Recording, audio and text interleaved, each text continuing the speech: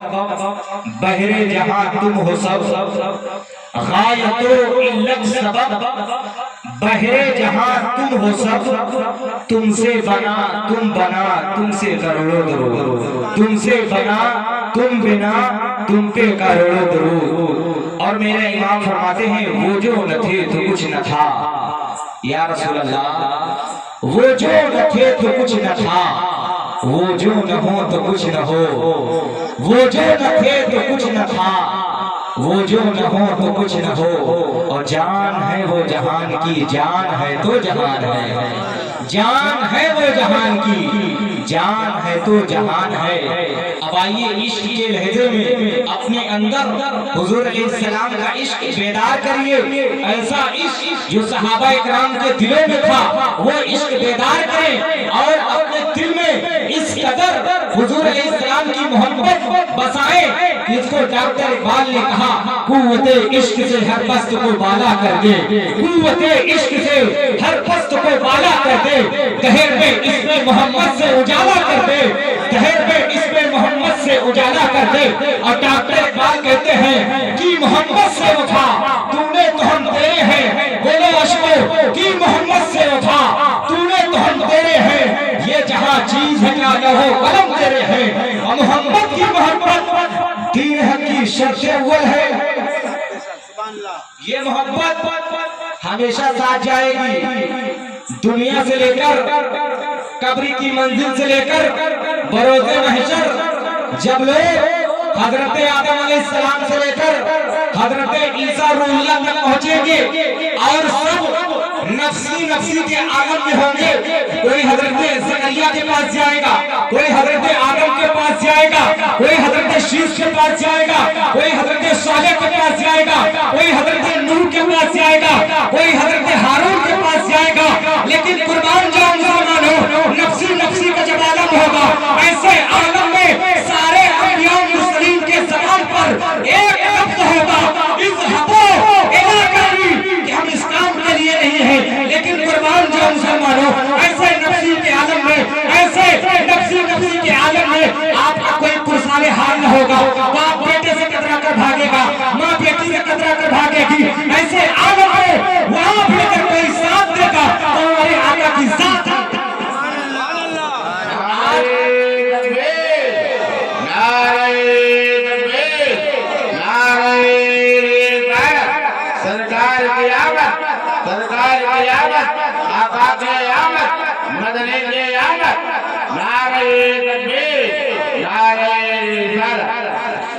تو مسلمانوں سنیوں، آج ہم اپنے اس نبی کا ذکر کرنے بیٹھے ہیں، آج ہم اپنے اس نبی کا ذکر کرنے بیٹھے ہیں۔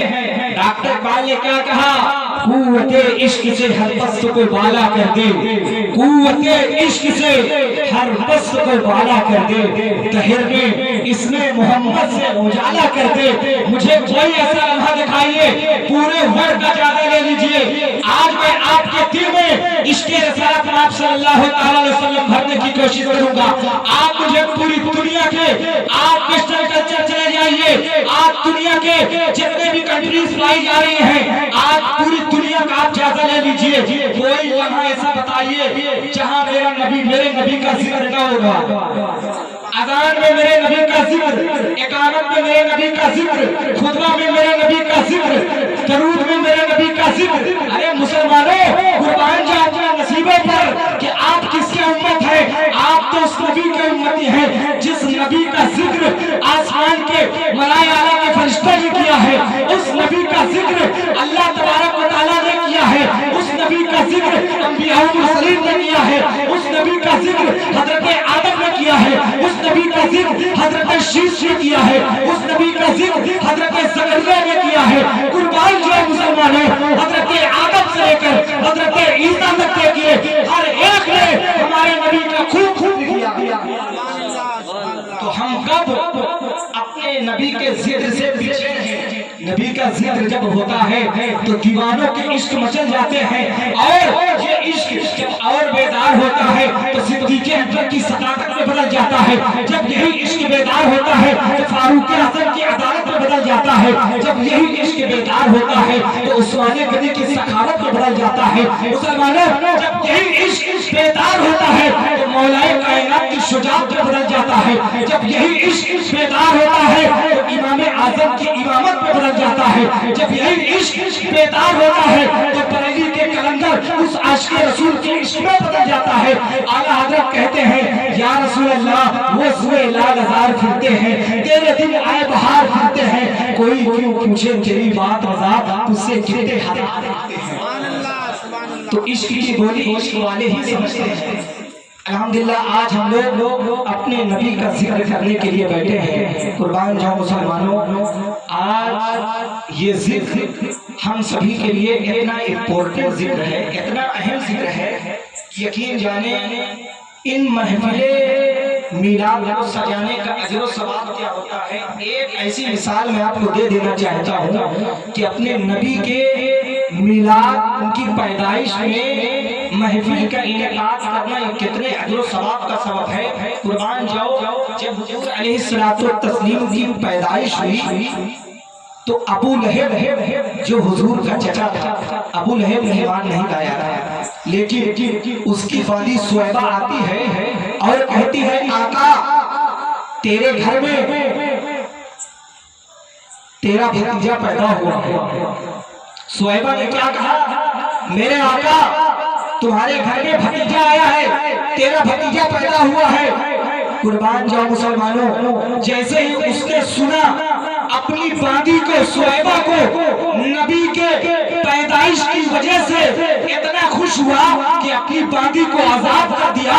और उसके बाद जब अबू लहब का इंतकाल हुआ तो हजरत इब्न अब्बास ने उसको ख्वाब में देखा और कहा, ऐ अबू लहब, तेरा क्या हाल है। तो कुर्बान जाओ मुसलमानों, अबू लहब क्या कहता है कि मैं बड़ी सख्ती में मुब्तला हूँ, मुझे अजाब दिया जा रहा है, मैं तरह तरह की सख्तियों में मुब्तला हूँ, लेकिन दुश्मना के दिन जिस उंगली से, जिस मोहम्मद की उंगली, अपने भतीजे की पैदाइश की वजह से, शहादत की उंगली से मैंने अपनी बादी सुएबा को आजाद किया था, उसकी वजह, उसका फायदा मुझे ये हुआ कि मैं जब दुश्मना के दिन अपनी शहादत की उंगली को चूस लेता हूँ तो मुझे ठंडक महसूस होती है और पानी के चंद कतरात मिल जाते हैं। तो सुन्नियों, कुर्बान जाओ, एक काफिर जिसकी मजम्मत में पूरी एक सूरे तब्बत यदा नाज़िल हुई, जब उसने नबी की पैदाइश की खुशी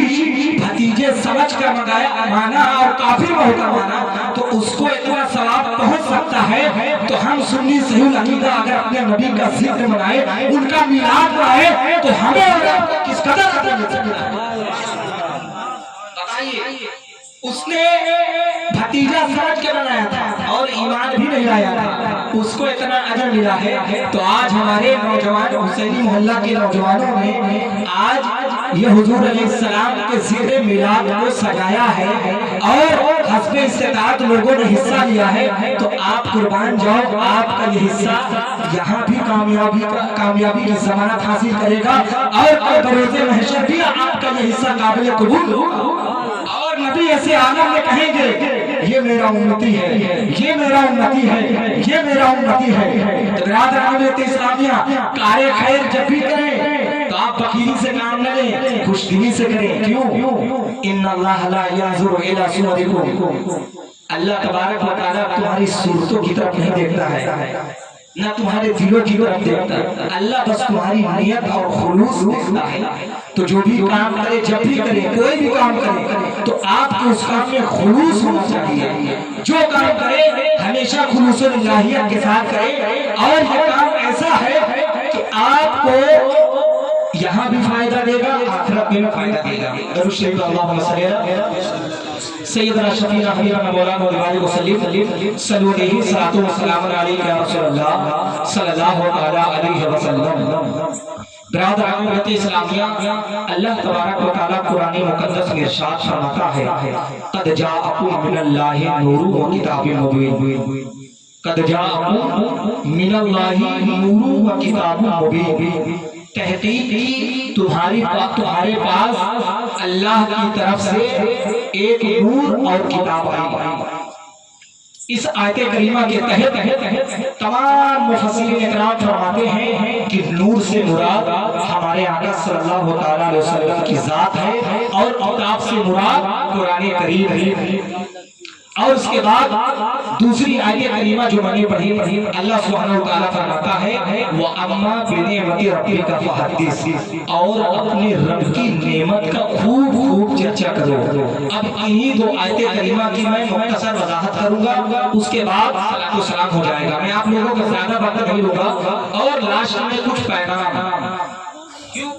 क्योंकि इंसान हमारे आका सल्लल्लाहु अलैहि वसल्लम की पैदाइश के 1500 साल पूरे हो रहे हैं। कितने लोग तो ऐसे होंगे जिन्हें मालूम नहीं होगा कि 1500 साल किस एंगल से पूरे हो रहे हैं। हालांकि हमारे नौजवानों को, बुजुर्गों को, बच्चों को अपने नबी की सीरत मालूम होनी चाहिए। आज देखिए, चाहे वो यहूदी हो या नसरानी हो, चाहे जितने भी मकतबे, जितने भी मज़ाहिब धर्म पाए जा रहे हैं, हर एक अपने अपने रचयिता की, अपने अपने फाउंडर की उस चीज को जानता है कि उसकी पैदाइश कब हुई है, उसका जन्मदिन कब हुआ है और उसका बैकग्राउंड, उसका पस मंजर क्या है। तो हमें और आपको भी जरूरत इस बात की है कि हम अपने नबी की सीरत को जानें कि हमारे नबी सल्लल्लाहु अलैहि वसल्लम की इस साल पैदाइश के 1500 साल कैसे पूरे हुए हैं। तो उसको आप समझ लें। पहले 1500 साल इस एतबार से पूरे हो रहे हैं कि हमारे आका सल्लल्लाहु अलैहि वसल्लम 53 साल मक्का में गुजारा, उसके बाद 53 साल के बाद आप हिजरत करके मदीना गए, तो 53 ये बना। उसके बाद ये 1447 हिजरी चले गए, 1447 हिजरी चले गए, तो 47 53 100 हुए और 1400 ये हुआ, मिलाकर 1500 साल हमारे नबी के पूरे हुए। तो हमें और आपको अपने नबी के इस 1500 साला जश्न पर आज हमारी कौम मुस्लिम को कुछ अहम मंसूबे बनाने की जरूरत है कि आज हमारी कौम मुस्लिम किस तरह अपने मंसूबों को बनाए और किस तरह से अपनी जिंदगी को गुजारे। इसलिए कि हमें और आपको जरूरत इस बात की है कि अपने नबी की सीरत को अपनाएं। अल्लाह सुब्हानहू व तआला फरमाता है लक़द कान लकुम फी रसूलिल्लाहि उस्वतुन हसना, कि यकीनन तुम्हारे लिए रसूलुल्लाह की जिंदगी में बेहतरीन नमूने अमल मौजूद है। अब आइए देखिए, अल्लाह तबारक व तआला ने सबसे पहले किस चीज को पैदा फरमाया? मेरे नबी के नूर को पैदा फरमाया। आप दुनिया का जायजा लें, इन तमाम चीजों को किसने पैदा किया? अल्लाह तबारक व तआला ने पैदा किया। ये बुनियादी अकीदा है। इस अकीदा के बगैर कोई मोमिन मुसलमान हो ही नहीं सकता है।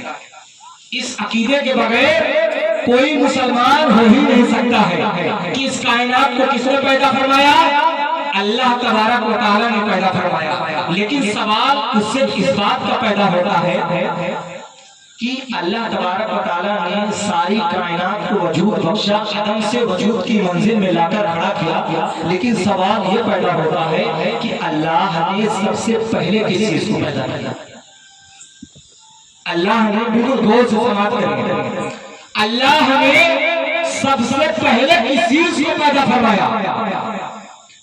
इस सवाल का जवाब न कोई साइंटिस्ट दे सकता है, न कोई मुअर्रिख दे सकता है, न कोई साइंस का कोई भी नहीं दे सकता है, बल्कि इस सवाल का जवाब वही दे सकता है जो खुदा का स्पेशल बंदा हो। और खुदा का खास बंदा कौन है? नबी है। नबी दे सकता है। और ये एहसान है सहाबाए किराम का। ये सहाबाए किराम के उनकी बदौलत हमें पता चला कि अल्लाह ने सबसे पहले किस चीज को पैदा फरमाया। ये एहसान है हजरत जाबिर रज़ियल्लाहु ताला अन्हु का कि उन्होंने रसूलुल्लाह से पूछ लिया था अखबिरनी या रसूलल्लाह अखबिरनी अन अव्वल शैइन खलक़ल्लाहु तआला क़ब्ल अल-अश्या, कि अल्लाह के रसूल मेरे माँ बाप आप पर कुर्बान, मुझे बताइए कि अल्लाह ने सबसे पहले किस चीज को पैदा फरमाया? हजरत जाबिर ने पूछा तो अल्लाह ने बताया اگر حضرت جابر ایک صحابی رسول نہ پوچھتے تو ہمیں اس بات کا علم ہی نہیں ہوتا کہ اللہ نے سب سے پہلے کس چیز کو پیدا کیا. ورنہ آپ کائنات کے ذرے ذرے کو دیکھیں، آج طرح طرح کی چیز پائی جا رہی ہے. اگر ایک صحابی نے اللہ کے نبی سے یہ سوال نہ کیا ہوتا تو یہ بات پردہ خفا میں رہتی، یہ بات پوشیدہ رہتی، یہ منظر عام پر آ ہی نہ پاتی. اگر یہ منظر عام تک آج آئی ہے تو یہ صحابہ کرام کی بدولت آئی ہے. اس لیے جب بھی کبھی میلاد کی محفل ہو تو صحابہ کا ذکر ضرور ہو، کیونکہ صحابہ کرام کی بڑی قربانیاں ہیں. اسلام جو آج ہم تک پھیلا ہے یہ صحابہ کرام کی قربانیوں کا نتیجہ ہے. ورنہ اگر میں صحابہ کرام کی قربانیوں کے بارے میں اگر بتانے لگوں تو آپ لوگ بیٹھے رہ جائیں گے، محفل ختم ہو جائے گی، لیکن صحابہ کا ذکر کبھی ختم نہیں ہوگا. تو برادران ملت اسلامیہ، یہ عشق کی بات ہے، عشق والے ہی سمجھتے ہیں. درود شریف اللہم صلی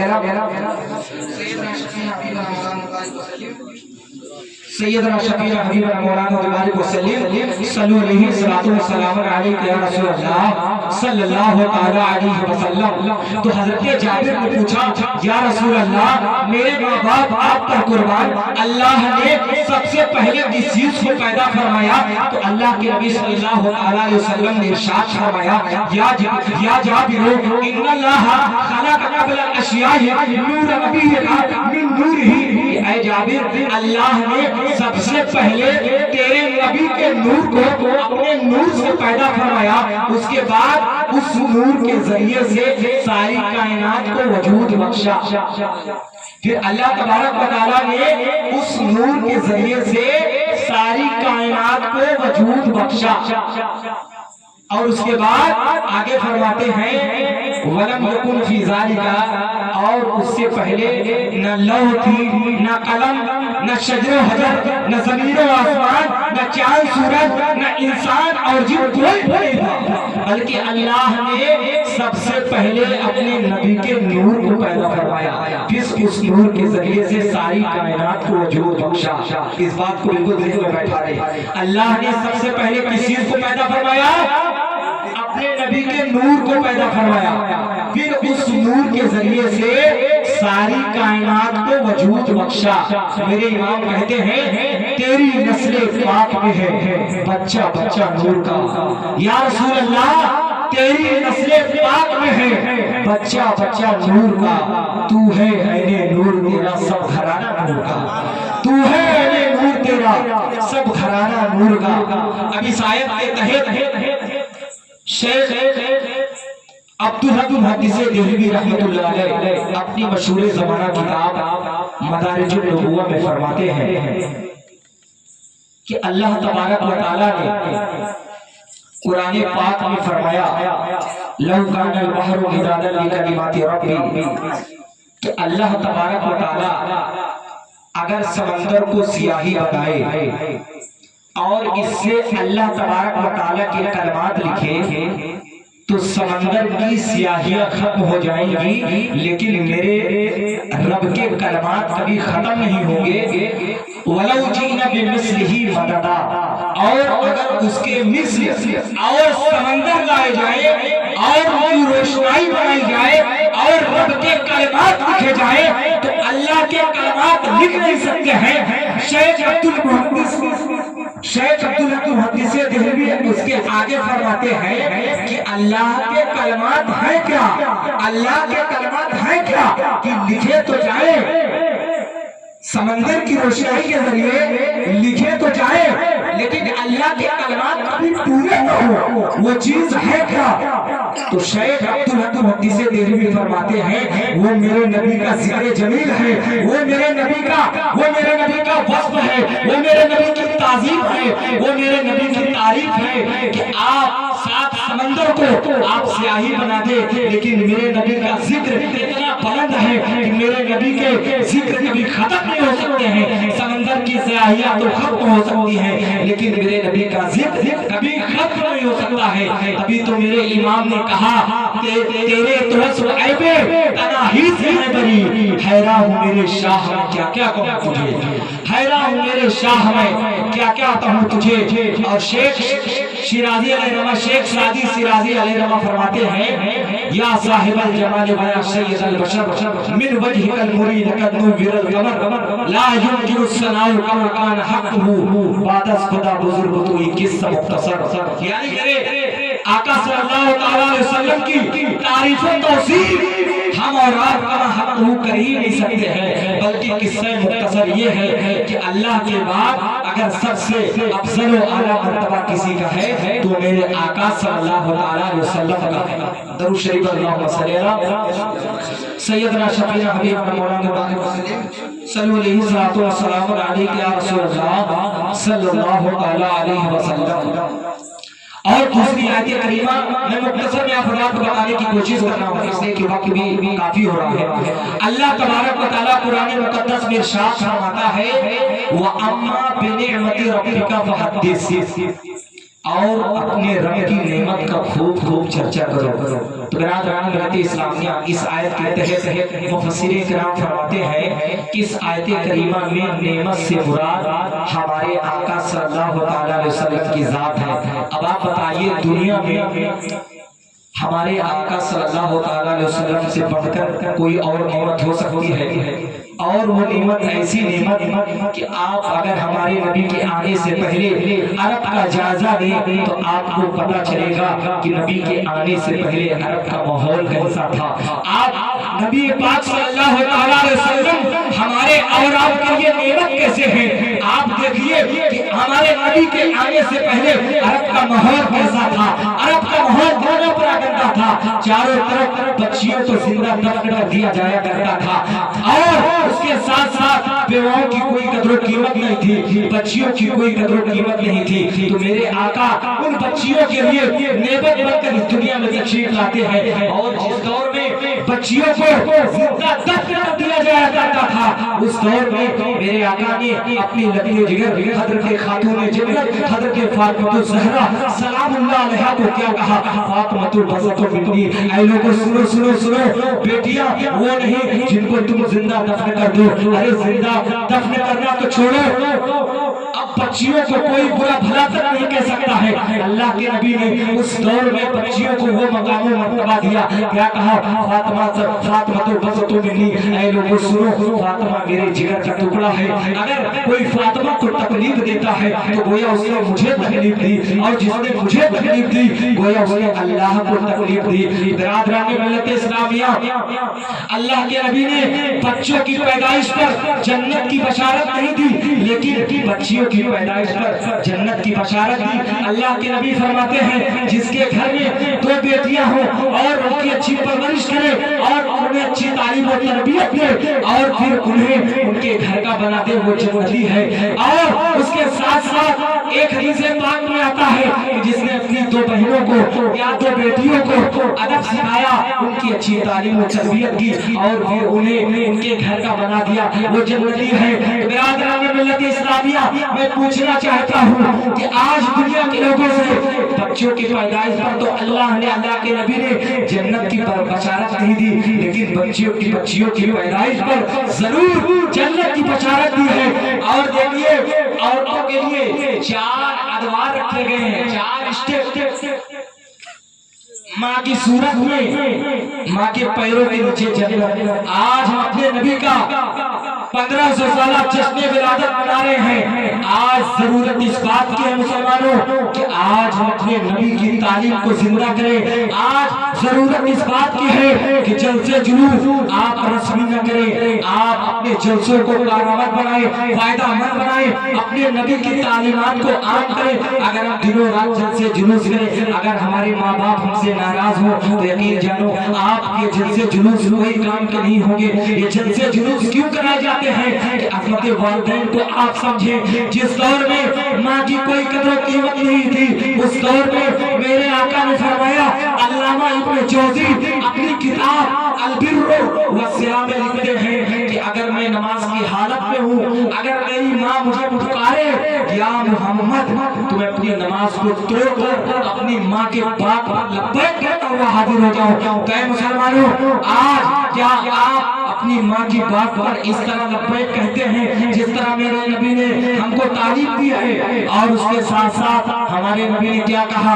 الجنت تحت اقدام الامہات، جنت ماں کے قدموں کے نیچے ہے. کیا کہا؟ جنت ماں کے قدموں کے نیچے ہے. آپ دنوں رات عبادت کریں، سجدہ کریں، کھانے کعبہ میں حج کریں، لیکن آپ کے ماں باپ آپ کے والدین ناراض ہو تو مسلمانوں آپ کی یہ عبادتیں آپ کی منکر مار دی جائیں گی. اس لیے آپ نبی کی تعلیمات پر سب سے پہلے عمل کرنے کی کوشش کریں کہ اللہ کے نبی نے ماں باپ کے مقام کو کیا کہا. قرآن پاک میں کیا کہا کہ ماں باپ کو اف تک نہ کہو. کیا کہا؟ اف تک نہ کہو.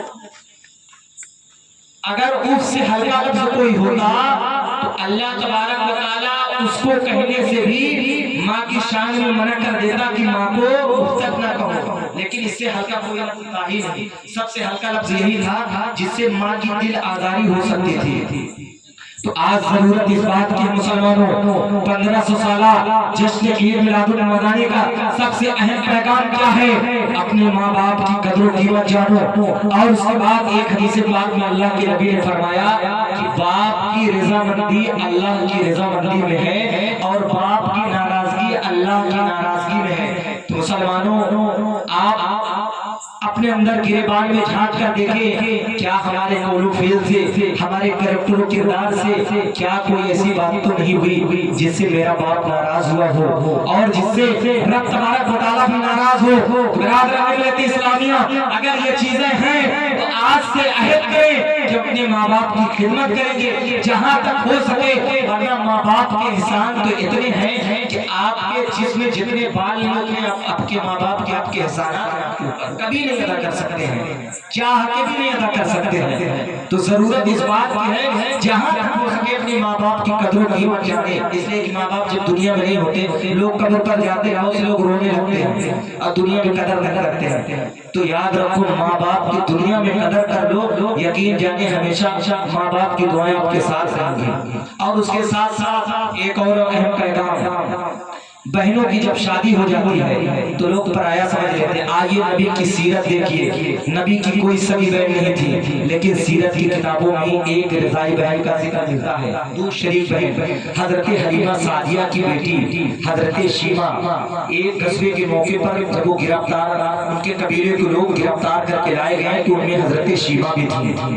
تو جب وہ پہچان کے لیے حضور علیہ السلام کی بارگاہ میں پیش کی گئی تو اللہ کے نبی نے جیسے سنا کہ میری بہن شیمہ آئی ہے، قسم خدا ہمارے آقا کے آنکھوں سے آنسو جاری ہو جاتے ہیں. اور جیسے ہی آپ کی بہن کو آپ کی بارگاہ میں لایا گیا، آپ بیٹھے تھے اٹھ گئے اور اپنی چادر کو بچھایا اور کہا اے میری بہن بیٹھ جاؤ اس پر، اور کہا اے میری بہن اگر تم میرے گھر میں رہنا چاہتی ہو تو میرے گھر میں رہو، اگر تم اپنے گھر جانا چاہتی ہو میں تمہیں گھر میں جانا چاہتا ہوں. تو حضرت شیمہ نے کہا یا رسول اللہ میں اپنے گھر جانا چاہتی ہوں. چنانچہ اللہ کے نبی نے صحابہ اکرام کے ذریعے سے حضرت شیمہ کو ان کے گھر بھجوا دیا، لیکن خالی ہاتھ نہیں بھجوایا، کچھ بکریاں کچھ تحفے تحائف دے کر بھجوایا. اور اس سے کیا پتہ چلتا ہے مسلمانوں کہ جب شادی کے بعد بہنیں گھر آئے تو آپ پرایا نہ سمجھو. نبی کی تعلیمات ہے شادی کے بعد جب بہنیں آئے تو اے لوگوں، اے سنی مسلمانوں، اے مسلمانوں، نبی کا 1500 سالہ جشن بنانے والوں، شادی کے بعد جب بہنیں گھر آئے تو پرایا نہ سمجھو، بلکہ اگر ان کے ماں باپ اس دنیا سے چلے گئے ہوں تو بھائی ہی بچتا ہے. تو آپ حسب استطاعت اللہ نے آپ کو جو نوازا ہے آپ اپنے اعتبار سے اپنے بہن کو دے کر بھیجے، خالی ہاتھ نہ بھیجے اور یہ سمجھ کر بھیجے کہ میرے نبی کی سنت ہے. اے شخص اللہ، نعرہ تکبیر، نعرہ رسالت، جشن عید میلاد النبی، عظمت مصطفیٰ، نعرہ تکبیر. برادران ملت اسلامیہ، ان پیغاموں کے کرانے کا سب سے اہم مقصد کرام اللہ ہمارے محلے ہمارے گاؤں کے نوجوان یونٹ اللہ کا بے پناہ شکر احسان ہے کہ اتنی بیدار ہے کہ رحمت اللہ چیخوں کی قوم کو بہت کم پسند کرتی ہے. بس ہماری عوام اور بالخصوص ہمارے نوجوان یہی چاہتے ہیں کہ ہماری قوم مسلم کے اندر سدھار آئے. ہم نام کے نہ بنے، کام کے بنے، ہم کام کے آدمی بنے، نام کے نہیں۔ حضور حافظ ملت فرماتے ہیں کام کے آدمی بنو، نام کے نہیں۔ کام کرو گے تو نام ہو ہی جائے گا۔ کام کے آدمی بنو، نام کے نہیں۔ کام کرو گے تو نام ہو ہی جائے گا، اور اس قدر نام ہوگا کہ آپ یہاں بھی کامیاب رہیں گے اور آخرت میں بھی کامیاب رہیں گے۔ اور لوگوں، نبی کے 1500 سالہ جشن منانے والوں، نبی کی پیدائش کا سب سے اہم مقصد ایجوکیشن، تعلیم ہے۔ اللہ کے نبی نے کیا فرمایا؟ طلب العلم فریضۃ علی کل مسلم و مسلمہ، علم دین سیکھنا ہر مرد و عورت پر فرض ہے، لازم و ضروری ہے۔ تو میلاد کا سب سے اہم پیغام علم دین کو سیکھنا، چاہے وہ مرد ہو یا عورت ہو۔ علم دین کو ہمیں اپنے بچوں کو سکھانا ہے، ورنہ وہ دن دور نہیں کہ بدعقیدگی آپ کے بچے کے ذہن میں اس طرح سے وسوسے ڈال دے گی کہ کچھ دن میں آپ کے بچوں کو پتہ نہیں ہوگا کہ صحابہ کرام کی تعداد کتنی تھی، اللہ کے نبی کی پیدائش کتنی تھی، اہل بیت اطہار کسے کہتے ہیں، پنجتن پاک میں کتنے لوگ آتے ہیں۔ تو آپ کو ان تمام چیزوں کا علم ہی نہیں ہوگا۔ تو آج ضرورت اس بات کی ہے کہ آج نگر نگر ڈگر ڈگر آج بدعقیدہ ایمان پر ڈیرا ڈالنے کے لیے کھڑے ہیں۔ تو ضرورت اس بات کی ہے کہ آپ اپنے عقیدوں کو سوچئے۔ آپ نماز روزے کے فرائض و واجبات، آپ اگر بالغ ہیں تو آپ کو طہارت کے مسائل معلوم ہونا چاہیے، آپ کو نجاست کو پاک کرنے کا طریقہ معلوم ہونا چاہیے، نماز کے شرائط معلوم ہونے چاہیے، نماز کے واجبات معلوم ہونا چاہیے، اور اس کے بعد نکاح و طلاق کے معاملات معلوم ہونا چاہیے۔ آج کا ہونا کیا ہے، شادیوں کے فوراً بعد طلاق کے کیسز سامنے آ جاتے ہیں۔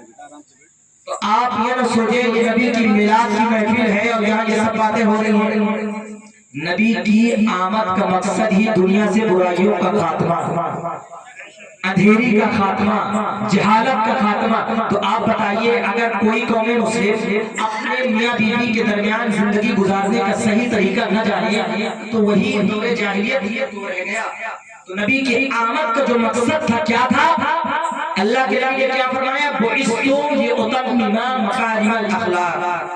اللہ کے نبی نے کیا فرمایا کہ مجھے مکارم اخلاق کی تکمیل کے لیے بھیجا گیا ہے۔ کس لیے؟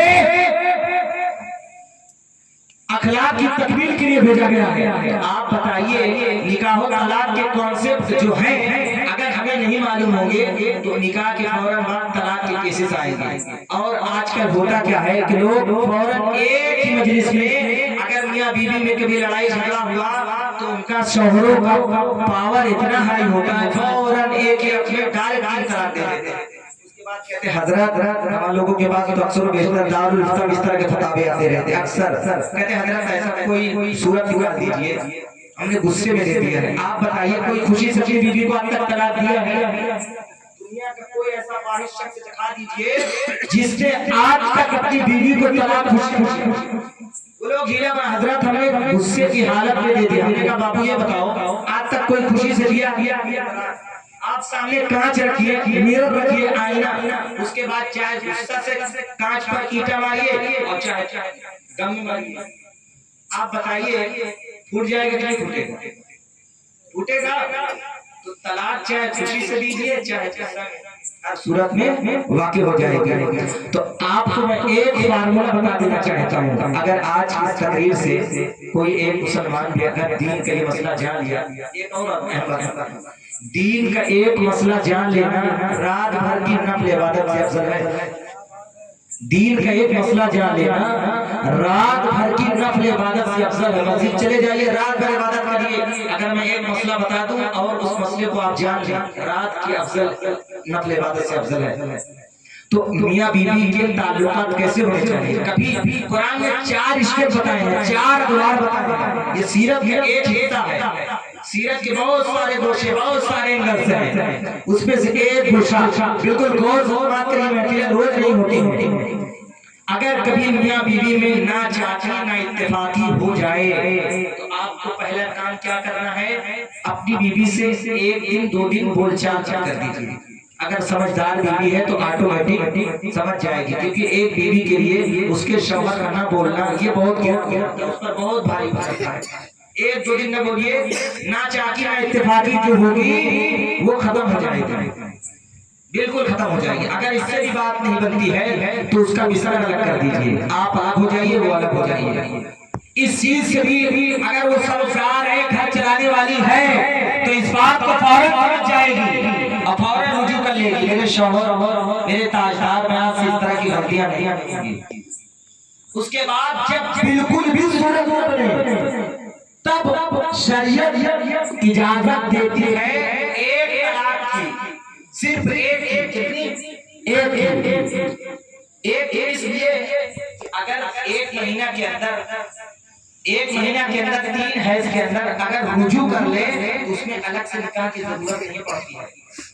کیونکہ بھائی دیکھیے، اگر آپ ہوتا کیا ہے کہ کبھی کبھی لوگ غصے میں دے دیتے ہیں، 10-5 دن کے بعد ان کو احساس ہو جاتا ہے، لیکن اگر آپ 3 دیے رہیں گے تو آپشن ختم ہو جاتا ہے، 1 دیے رہیں گے تو آپشن برقرار رہے گا آپ کے پاس، تاکہ 3 حیض کے اندر 3 پیریڈ کے اندر آپ رجوع کر لیں، آپ کی بیوی آپ کی نکاح میں فوراً آ جائے گی، الگ سے نکاح کرنے کی ضرورت نہیں ہے۔ تو ہمارے فقہاء نے یہ صورت بتائی ہے، تو کبھی اپنی بیوی کو طلاق کا پہلے بات اپنے ذہن خیال ہی بنائے، یہ آخری چیز بیان کیا گیا ہے کہ اگر آپ یہ جان لیں کہ بغیر طلاق کے کوئی صورت بن ہی نہیں سکتی ہے اور لڑائی جھگڑا قتل و غارت گیری ہو جائے گی، جب آخری حد یہ متعین کی گئی ہے۔ ورنہ اللہ کے نزدیک سب سے حلال چیز تو ہے لاشٹ میں، لیکن سب سے پسندیدہ حلال چیزوں میں سب سے خراب چیز، ناپسندیدہ چیز اللہ کے نزدیک یہ طلاق ہے، لیکن اجازت کیوں دی گئی ہے؟ اس سے طرح طرح کی چیزیں ہیں، یہ اگر لگے گا تو اس لیے اس بات کو آپ یاد رکھیں، امید ہے کہ یہ مسئلہ آپ کے نزدیک بالکل کلیئر ہو گیا ہوگا۔ اس کے بعد آپ کو کیا سیکھنا ہے؟ نماز کے مسائل۔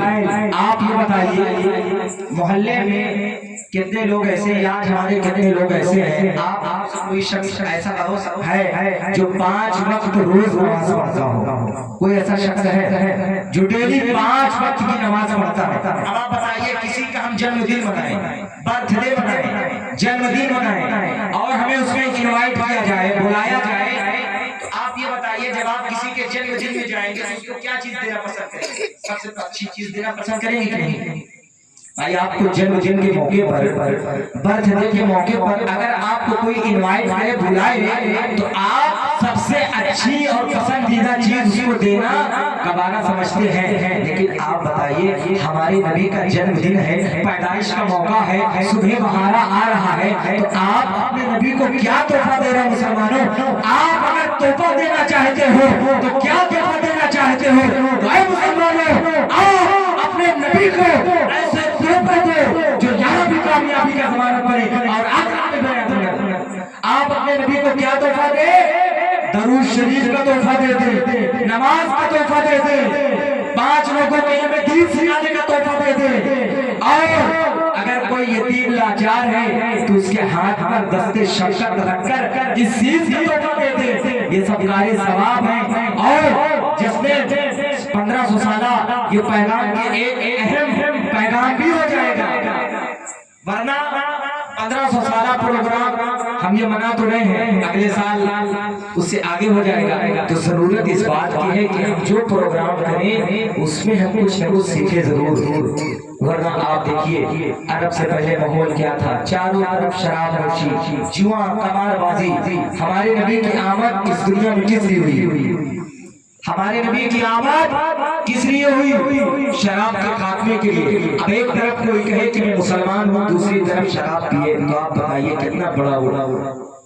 سوچنے کا مقام ہے۔ حدیث پاک میں آیا ہے کہ جو شخص جوا کھیلتا ہے تو گویا ایسا ہے وہ شخص جیسے اس نے اپنے ہاتھ کو خنزیر کے خون اور گوشت میں رکھ دیا۔ اللہ اکبر۔ تمام جانوروں میں سب سے نجس العین اگر کوئی جانور ہے تو وہ خنزیر سور ہے۔ جوا کھیلنے والے کو کیا کہا گیا ہے کہ وہ خنزیر کے گوشت اور خون میں گویا اپنے ہاتھ کو ڈالتا ہے جوا کھیلنے والا۔ تو اے لوگوں، جو لوگ اس طرح کے وبا میں اور اس طرح کے برائی میں مبتلا ہو، آج سے یہ عہد کریں کہ ہم ان تمام چیزوں کو چھوڑیں گے، اور اس کے ساتھ ساتھ ہمارے نبی کی پیدائش کا مقصد کیا ہے؟ پیدائش کا مقصد یہ ہے کہ ہم لوگ اپنی مسجدوں کو آباد کریں۔ آج ہم دیکھتے ہیں کہ مسجدوں میں اذان دینے والا ہوتا ہے، اذان دے دیتا ہے، مؤذن بلاتا ہے حی علی الصلاۃ حی علی الفلاح، لیکن ہم کہاں ہوتے ہیں؟ ہماری مسجدیں ویران ہیں۔ اور یاد رکھیے جب مسجدیں ویران ہوتی ہیں تو بد دعا کرتی ہیں، اور جب مسجدیں بد دعا کرتی ہیں مسلمانوں تو آپ کی ہلاکت کو کوئی روک نہیں سکتا۔ آج دیکھیے گھر گھر میں آگ لگی ہوئی ہے، آج لوگ آج مجھے کوئی ایک گھر ایسا نہیں دکھا سکتے جو ایسا ہو کہ بڑا خوشحال ہو۔ ہر گھر میں دوا علاج، ہر طرح سے لوگ ناچاکی میں اتفاقی میں مبتلا۔ اس کی وجہ کیا ہے؟ اس کی وجہ یہی ہے کہ آج ہم نے اپنی مسجدوں کو ویران کر دیا ہے۔ آپ صحابہ کرام کی زندگی کا مطالعہ کریں کہ صحابہ کرام دین کے لیے کتنی قربانیاں پیش کی ہے۔ حضرت خباب کا ایک واقعہ میں بیان کر دوں کہ حضرت خباب کو کفار و مشرکین نے اس قدر تپتی ریت پر لٹایا تھا، اور اس کے بعد انگارے پر لٹا کر حضرت خباب کو لٹا دیتے ہیں۔ حضرت خباب کی پیٹ چربی سے وہ انگارہ بجھ جاتا ہے۔ اس کے بعد جب اسلام کا غلبہ ہوتا ہے، حضرت خلیفہ دو حضرت عمر فاروق اعظم کے سامنے جب وہ اپنی پیٹ کو اتار کر دکھاتے ہیں، اپنے پیٹ کو جب دکھاتے ہیں، قربان جاؤ مسلمانوں، حضرت خباب کی پیٹ میں سفید داغ دھاگے پڑے ہوئے ہیں۔ یہ دیکھ کر امیر المومنین حضرت عمر فاروق اعظم رو پڑتے ہیں کہ اللہ اکبر، اے خباب تمہیں اسلام کے لیے اتنا سرایا گیا ہے۔ اے مسلمانوں، آپ صحابہ کرام کی زندگی کو دیکھو۔ آج ہمارے ماں باپ مسلمان تھے، ہم کو اسلام فری میں مل گیا، اس لیے ہمیں قدر و قیمت معلوم نہیں ہوتی ہے۔ آپ کو ایمان کا اگر صحیح پتہ معلوم کرنا ہے تو آپ حضرت بلال کی زندگی کا مطالعہ کریں۔ حضرت بلال کو امیہ بن خلف کافر تپتی ہوئی ریت پر مئی جون کے مہینے میں لٹا کر اور سینے پر بھاری پتھر رکھ کر اس طرح گھسیٹتا کہ حضرت بلال کی زبان باہر آ جاتی اور گھسیٹتا اور کہتا ہے بلال تو محمد عربی کے دین کو چھوڑ دے۔ لیکن قربان جو مسلمانوں، وہ عشق ایسا عشق ہے کہ نبی کا عشق جس کے دل میں بیٹھ جاتا ہے وہ کسی سپر پاور سے نہیں ڈرتا ہے۔ نبی کا عشق جس کے اندر بیدار ہو جاتا ہے وہ اپنے وقت میں سپر پاور سے بھی ڈر جاتا ہے۔ قربان جو مسلمانوں، حضرت بلال کو تپتی ہوئی ریت پر لٹایا جاتا ہے اور کہا جاتا ہے اے بلال تو محمد عربی کے دین کو چھوڑ دے۔ لیکن قربان جاؤ مسلمانوں، انہوں نے اسلام کا ساتھ نہیں کیا ہے اور کہا اللہ اکبر اللہ اکبر، اسلام کا نعرہ لگاتے ہیں، الاحد الاحد کرتے ہیں، لیکن آپ نے ابھی اسلام کا سودا نہیں کیا۔ لیکن قربان جاؤ مسلمانوں، آج ہمارے ماں باپ مسلمان تھے اور ہم مسلمان ہو گئے تو ہمیں قدر و قیمت معلوم نہیں ہے۔ تو مسلمانوں، آپ اگر صحیح معنوں میں مومن بننا چاہتے ہیں تو آپ کو صحابہ کرام کی زندگی کو اپنانا ہے اور ان کی زندگی کو مشرق راہ جانا ہے۔ یقین جانو جب اس راستے پر آپ عمل کریں گے تو آپ کی دنیا بھی سنور جائے گی اور آپ کی آخرت بھی سنور جائے گی۔ درود شریف سیدنا شفیع حبیبنا مولانا محمد بارک وسلم صلو علیہ وسلم علیہ یا رسول اللہ صلی اللہ علیہ وسلم۔ برادران ملت اسلامیہ، بتانے کے لیے تو بہت ساری چیزیں تھیں، لیکن لاسٹ میں نبی پاک صلی اللہ علیہ وسلم کی پیدائش کی کچھ برکتیں لاسٹ اور آخری باتیں بتا کر اپنی گفتگو کو ختم کرتا ہوں۔ ایک مرتبہ اور جی لگا کر درود شریف کا ہدیہ پیش کرنے بآواز بلند اللہم صلی اللہ سیدنا شفیعنا حبیبنا مولانا وآلہ وسلم صلو علیہ صلاۃ و سلام علیہ یا رسول اللہ صلی اللہ علیہ وسلم۔ برادران ملت اسلامیہ، ہمارے آقا صلی اللہ علیہ وسلم کا نور جب حضرت آدم علیہ السلام سے منتقل ہوتا ہوا حضرت عبد المطلب تک آیا اور اس کے بعد حضرت عبداللہ تک آیا اور اس کے بعد جب حضور سرور کائنات صلی اللہ علیہ وسلم کی پیدائش کا وقت بالکل قریب آ گیا تو حضرت آمنہ خاتون کہتی ہیں کہ جب میرے لگتے جگر کی پیدائش کا وقت بالکل قریب آ گیا تو چاروں طرف عرب کا ماحول خوشیوں میں تبدیل ہو گیا، چاروں طرف بارش کا نزول ہونے لگا اور چاروں طرف جہاں بھی ہریالی نہیں تھی سوکھا پڑا ہوا تھا، چاروں طرف خوشیالی اور ساری جگہیں سرسبز و شاداب ہو گئی ہیں اور جو بچیاں اور اس کے ساتھ ساتھ جن بکریوں کے تھن دور سے سوکھ گئے تھے نبی کی آمد کی وجہ سے ساری بکریوں کے تھن دوسرے بھر جاتے ہیں۔ حضرت آمنہ فرماتی ہیں کہ جب میرے لگتے جگر کی پیدائش کا وقت قریب آیا تو میں نے دیکھا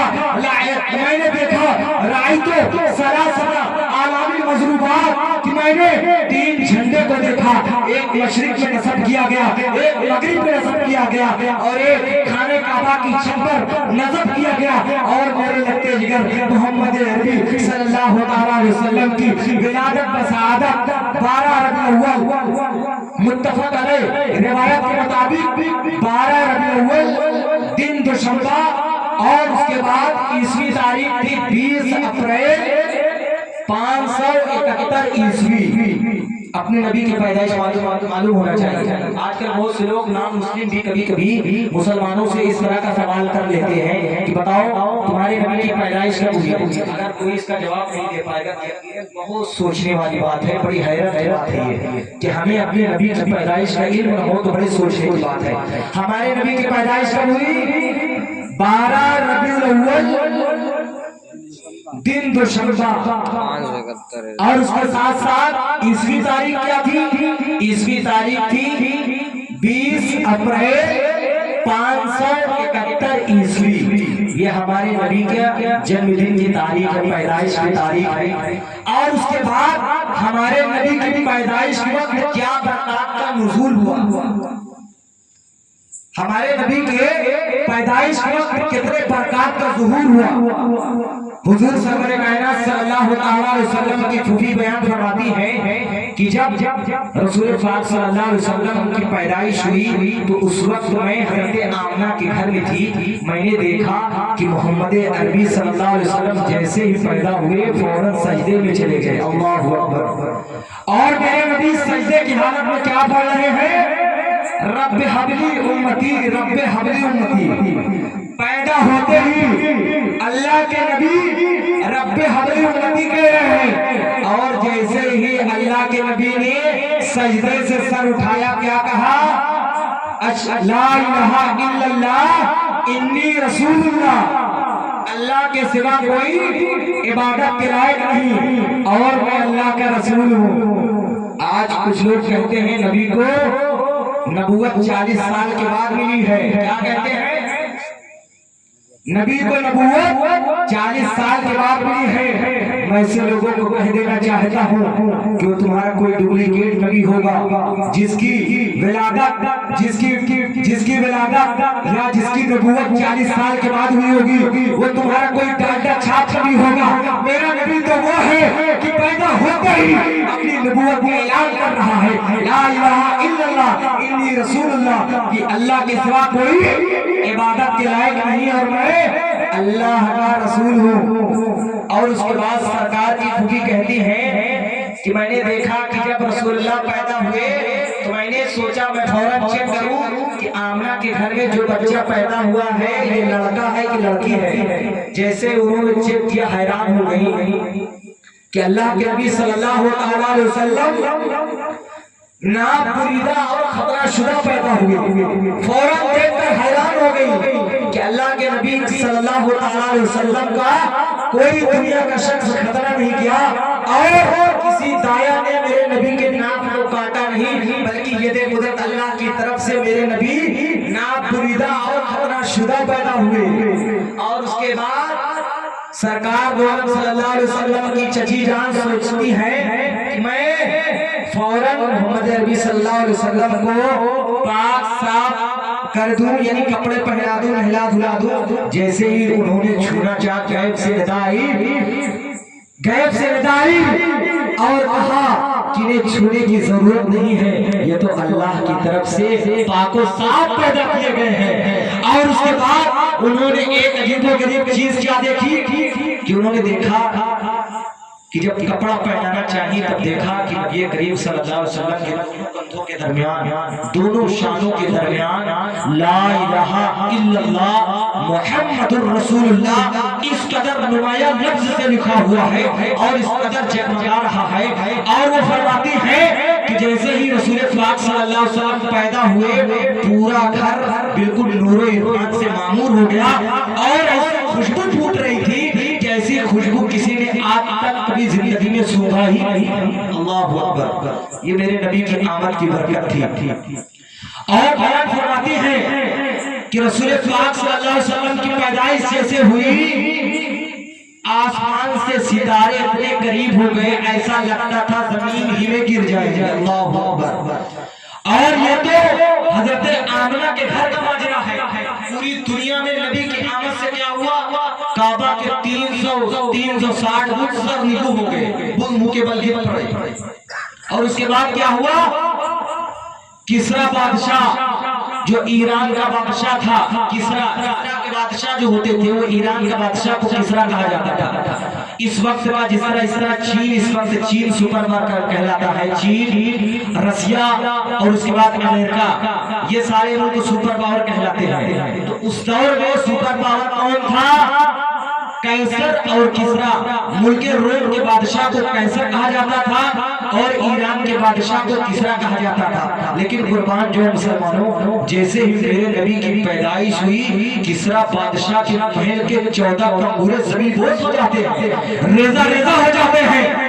چنانچہ کسرا بادشاہ، ایران کا بادشاہ، اپنے محل کے 14 جھومروں کو زمین پر گرتے ہوئے دیکھ کر حیران پریشان ہو جاتا ہے کہ اپنے دور کے بڑے بڑے کاہنوں، جوتشوں اور نجومیوں اور بڑی بڑی کتابوں کا علم رکھنے والوں کو بلاتا ہے اور کہتا ہے یہ بتاؤ کہ اپنے محل کو میں نے اتنا مضبوط بنایا، اتنا مستحکم بنایا، آخر میرے محل میں شگاف کیسے پڑ گیا، کیسے چھید ہو گیا اور اس میں کے 14 کنگورے کیسے گر گئے؟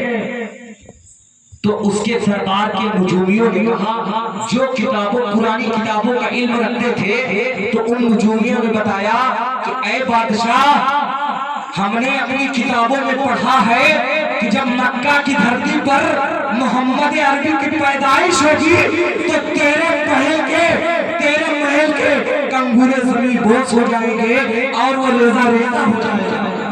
اس کے بعد بادشاہ حیران و پریشان ہے، 14 ہی کیوں گرے، 15 کیوں نہیں گرے، 13 کیوں نہیں گرے، 12 کیوں نہیں گرے، 16 کیوں نہیں گرے، 17 کیوں نہیں گرے، 14 ہی کیوں گرے؟ اس میں حکمت کیا ہے؟ چنانچہ ان نجومیوں نے بتایا، ان کتابوں کا علم رکھنے والوں نے بتایا کہ اے بادشاہ کسرا سن لے کہ تیری بادشاہت میں صرف 14 ہی بادشاہ ہوں گے، 15 کوئی بادشاہ ایران سے نہیں ہوگا، مکہ کی دھرتی سے ہوگا، مسلمان ہوگا۔ اللہ اکبر۔ اور جب مسلمانوں کی حکومت آتی ہے تو خلیفہ حضرت عثمان غنی کے دور میں جب ایران فتح ہوتا ہے تو 15واں بادشاہ ایران سے نہیں بلکہ مکہ کی دھرتی سے حضرت عثمان غنی مسلمان ہوتے ہیں۔ نعرہ لگائے کوئی مسلمان، نعرہ تکبیر، نعرہ رسالت، جشن میلاد النبی، سرکار کی آمد، مدنی کی آمد، آقا کی آمد، نعرہ تکبیر۔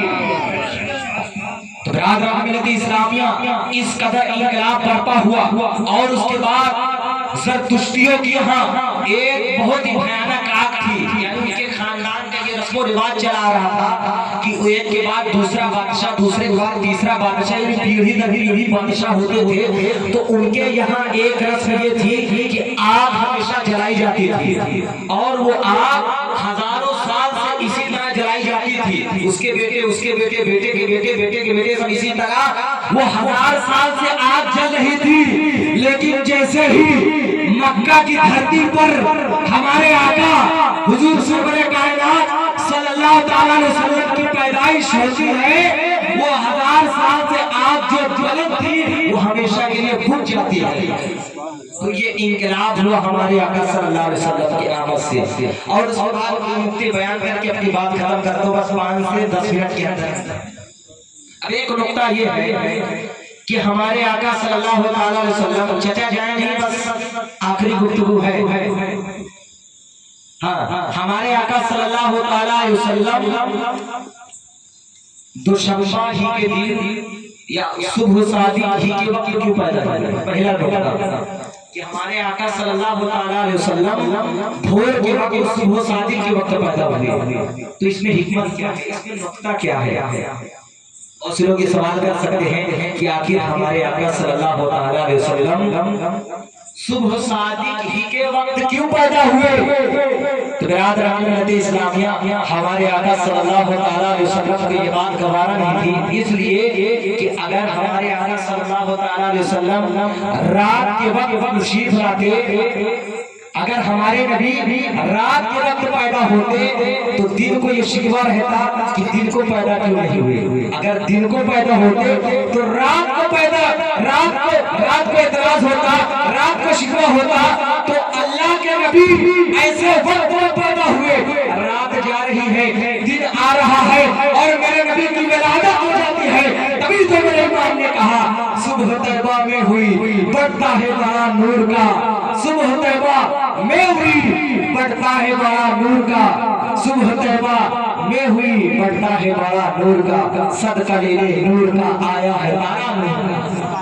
ہمارے آقا صلی اللہ علیہ وسلم ایسے وقت میں تشریف لائے کہ رات جا رہی تھی اور دن آ رہا تھا اور ہمارے نبی کی ولادت ہو گئی۔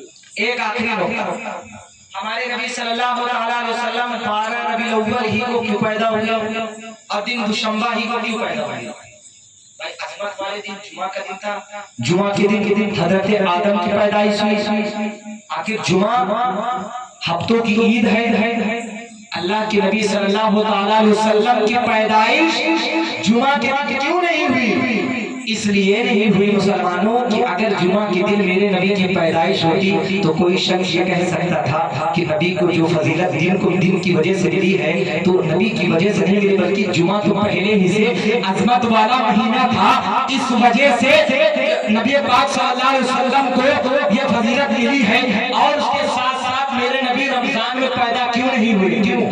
کیونکہ رمضان میں قرآن نازل ہوا ہے، قرآن نازل ہوا ہے، اور اس کے بعد ہمارے آقا صلی اللہ علیہ وسلم 12 ربیع الاول کو پیدا ہوئے۔ اگر میرے نبی اگر رمضان میں پیدا ہوئے تو کوئی کہہ سکتا تھا رمضان کی الگ برکتیں ہیں، تو میں تو یہ کہہ سکتا ہوں کہ شب قدر کو جو فضیلت حاصل ہے وہ قرآن کی وجہ سے حاصل ہے، لیکن اس رات میں جو پیدا ہو رہا ہے وہ صاحب قرآن پیدا ہو رہا ہے۔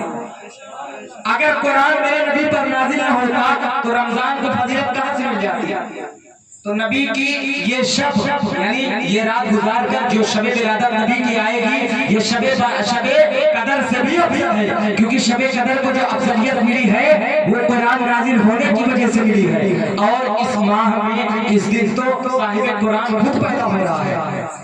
تو اللہ کے نبی صلی اللہ علیہ وسلم 12 ربیع الاول اور دوشنبہ کو کیوں پیدا ہوئے؟ کیونکہ کہنے والا یہ کہہ سکتا تھا کہ میرے نبی جمعہ کے دن یا رمضان میں پیدا ہوئے، اس وجہ سے وہ فضیلت ملی ہے، اس لیے میرے نبی ایسے دن میں پیدا ہوئے کہ اس دن کو اگر فضیلت ملی ہے، اس مہینے کو اگر فضیلت ملی ہے تو میرے نبی کی وجہ سے ملی ہے۔ برادران ملت اسلامیہ، آج ہم لوگوں نے صدق دل کے ساتھ اپنے نبی صلی اللہ علیہ وسلم کے ذکر کو منایا ہے۔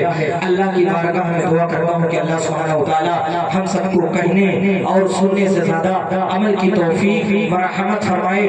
میں اللہ تبارک و تعالیٰ کی بارگاہ میں دعا کرتا ہوں کہ اللہ تبارک و تعالیٰ جتنے بھی لوگ حاضر آئے ہیں اللہ تبارک و تعالیٰ سب کی حاضری کو اپنی بارگاہ میں قبول فرمائے، اور جن لوگوں نے دعا کی درخواست کی ہے بالخصوص حافظ قمر صاحب کے والد گرامی کی طبیعت علیل چل رہی ہے، ہمارے بڑے بڑا علی جناب اور کسی طرح کے مرض میں کوئی مبتلا ہو تو اس کو ہر مرض سے شفا کلی عطا فرمائے۔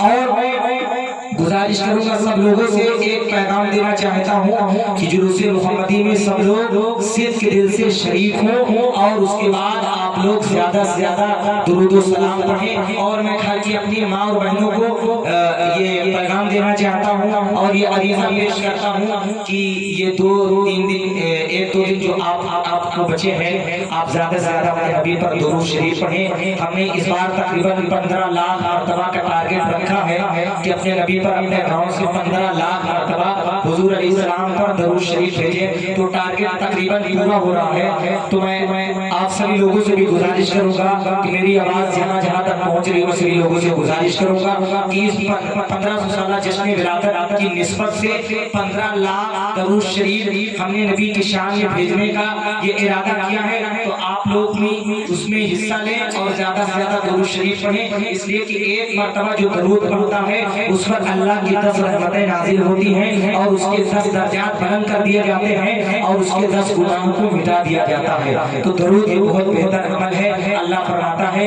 ان اللہ وملائکتہ یصلون علی النبی یا ایھا الذین آمنوا صلوا علیہ وسلموا تسلیما۔ سب لوگ مل کر پڑھ لیں اللہم صلی علی سیدنا شفیع حبیبنا مولانا علیہ وسلم صلوا علیہ السلام علیک یا رسول اللہ صلی اللہ علیہ وسلم۔ استغفر اللہ ربی من کل ذنب واتوب الیہ وما علینا الا البلاغ۔ السلام علیکم ورحمۃ اللہ وبرکاتہ۔